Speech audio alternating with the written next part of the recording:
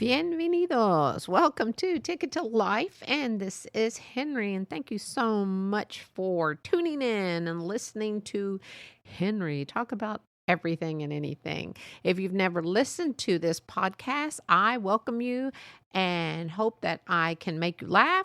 I hope not to offend anyone, but also I hope that you learn a few things from this. I do speak about anything and everything. If there's something you would like for me to, if you're interested in my opinion, I shall say, just send me an email at tickettolife022@gmail.com.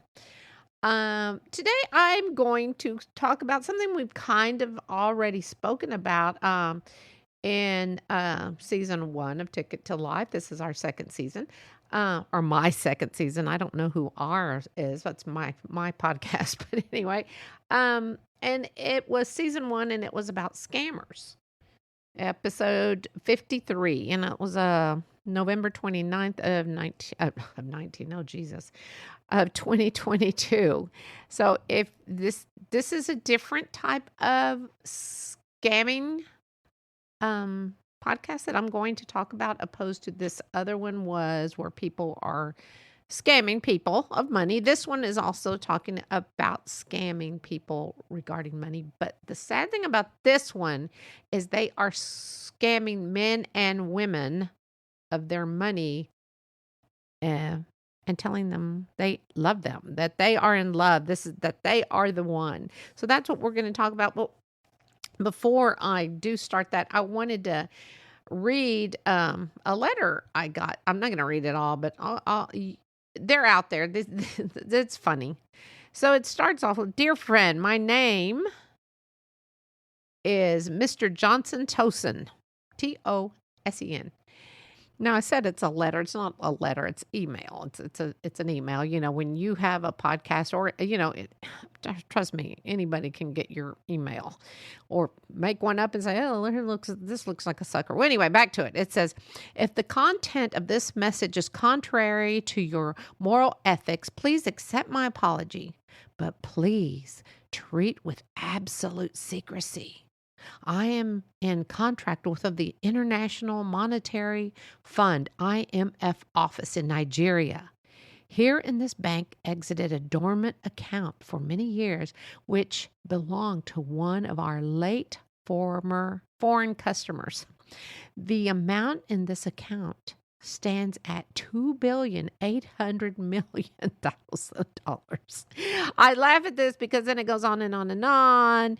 And it says this is a genuine risk-free legal business transaction. Now, this is what they want from me. They want my full name, my date of birth, postal address, sex, nationality, occupation, mobile telephone number, and a valid scanned copy of your ID. Best regards. This is at the very bottom. This is what they need for me to get this money. Best regards, Mr. Johnson Tosen.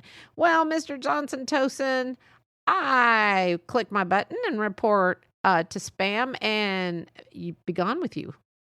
This is what I'm talking about, people. These people are horrible. These are awful, awful people. Now, I spoke last week about human trafficking, and this week I'm talking about another type of horrible people. It's just, I don't get it. I don't get it. It irritates me because people will fall for that. Someone may get this email. I always go to my spam mail and see what kind of crap I get. And people will, unfortunately, think, oh my gosh, I'm going to be rich. No. This is the stuff. Be sure to report it to your spam mail, to your spam, block it, delete forever. You don't need that. So this is what I'm talking about. People can tell you anything and everything. And guess what? We are all vulnerable. We say we aren't, but we are, especially when it comes to love. We all want to be loved. Loved by someone, cared for by someone. You may say, no, I don't. Yes, we do. We all do. It's nice to know that someone really cares for you and loves you. So I am going to share a story with you. I haven't shared a story in a while. So this apparently just happened about, well, the beginning of summer to a friend's cousin's friend. And we are going to call this friend Taylor. Taylor is single, beautiful young woman in her 60s. And that is young. For those of you go, young? Yes, 60s is young. Being in your 60s. Anyway, 70s is even younger, so. So Taylor had been in several relationships. She's been married and divorced. And her significant other, after her divorce, passed away, got sick. So she's been kind of like just, dating here and there. Well, a friend told her, well, you know what you need to do? You need to put yourself out there, because she was ready. You can tell she's ready. I think I'm ready. So she puts herself out there. And that's hard to do for men and women to do. It sounds easy, but it's not. So, I think I did a podcast a few, I don't know when that was, but I did a podcast, and it was about dating after you're divorced or whatever. And so she puts herself out there, and, she meets Joe Blow here and Joe Blow there. And then she meets someone who she's so excited about. So excited. So she tells her friend of a friend. And of course, her friend of a friend tells me about about dating. She had gotten on one of the dating sites. And she met this guy. And he is a rig, I think an oil rig diver. Well, she sends her friend a picture, and this man is absolutely gorgeous. I mean, gorgeous. Absolutely. I mean, when I saw the picture, I was like, whoa, hello. But so this, I mean, he is just telling her everything. So apparently he's in Florida, and and he is putting in a bid for one of the oil companies here in Texas. And Shell Oil, he said. And said, well, I'm going to put in this bid, and hopefully I will get it, and then I will be able to come to Texas. Now, he said his wife had passed away in a car accident, and also said that what else did that? Oh, and then he had a son and he was from Italy, and his son went to a university there in Italy somewhere. So I thought, wow, sounds like somebody I would have dated had I not been married. But anyway, well, he contacts her and says, oh, look, here's the picture of me they took this morning.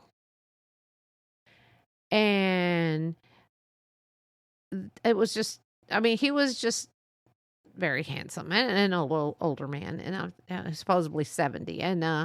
And spoke, and they had talked on the phone. They had, I think maybe FaceTimed, but she said it was always grainy because he was in Florida. I don't know. Anyway, so she shows her friend this picture, and her friend shows me again another picture. And I thought, well, this picture, I looked at it, and for me, yes, it's the same handsome man, but for me, it was a picture that you would see in a magazine. And I'm like, and what was the reason they took this picture? He said, oh, the photographer was taking pictures of everyone putting bids for their companies. Like, okay. And they took this picture. Well, I looked at it and I said, no, that look honestly like a picture from a magazine, like I said. So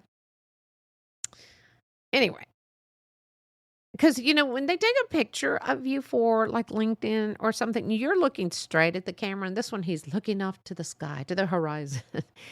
And so she showed me, and I said, I don't know if that's real. Well, she started doing some investigating work, and then she contacted me. She said, I found something. I said, well, you got to tell her.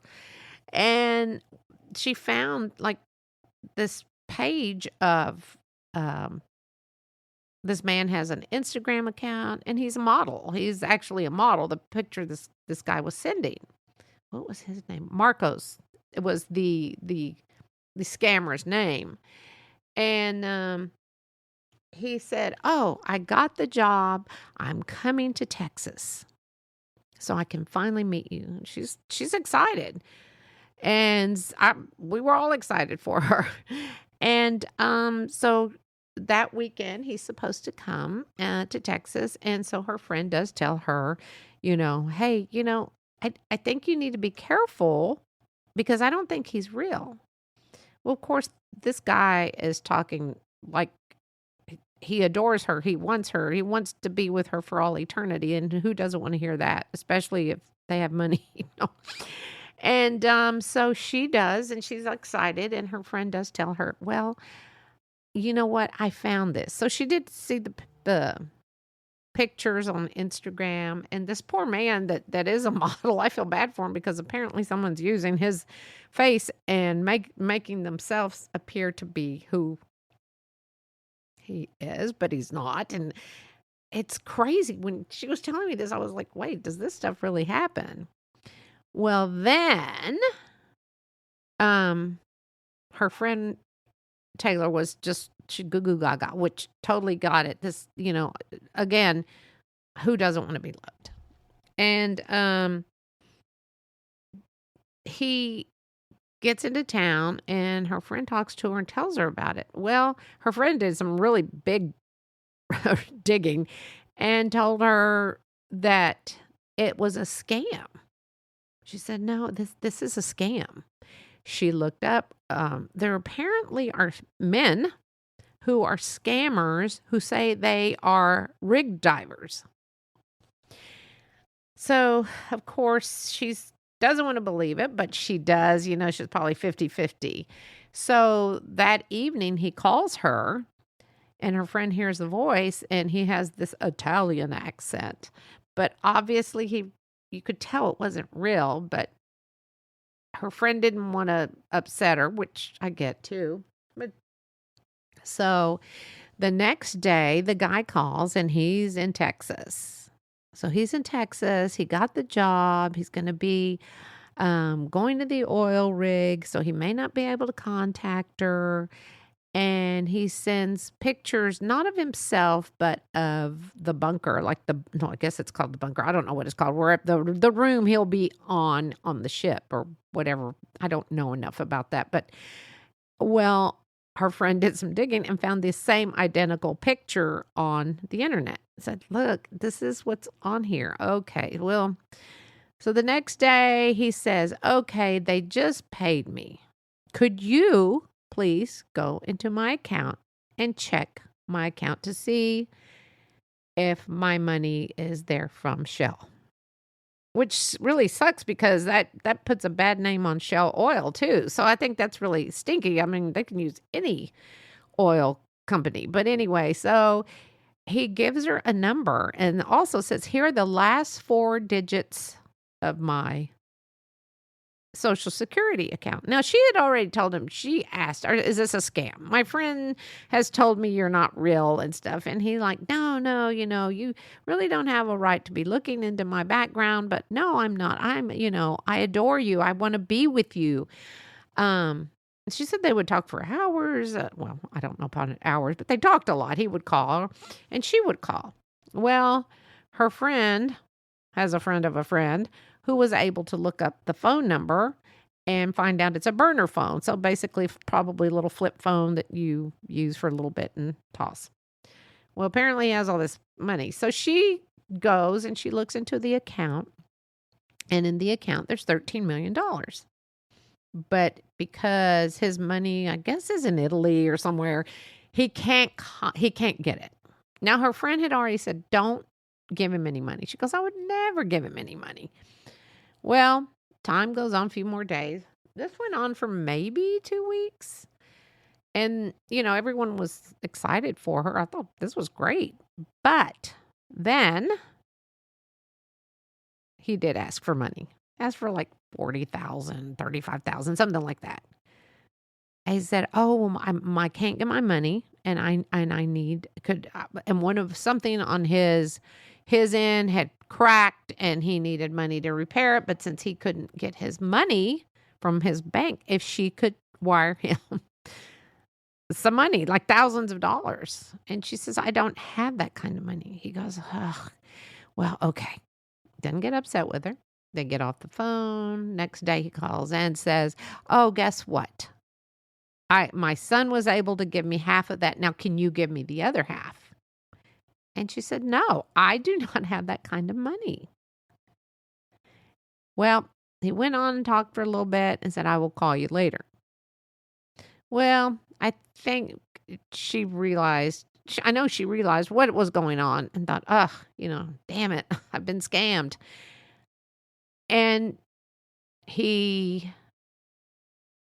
didn't hear back from him for a little bit, so she called him. And of course, the line had been disconnected. So where I'm getting at, I had told my sister about this, and she said, "That's funny you tell me that." She said there was something on Dr. Phil years ago, and it was about oil rig scammers. So if you are on any dating sites, where I'm getting at, you need to make sure who you're talking to. Make sure it's not. And if they use that line, you probably need to say, "No, thanks." If you Google anything on oil rig scammers, because I did after all this happened, I was curious, that's out there. So I'm just telling you, it's crazy. Now, just to let you know, she's fine. She's probably a little heartbroken, but, she's good. And she's met this wonderful guy who is real, has his own company, and she is happy. And, that's all we want.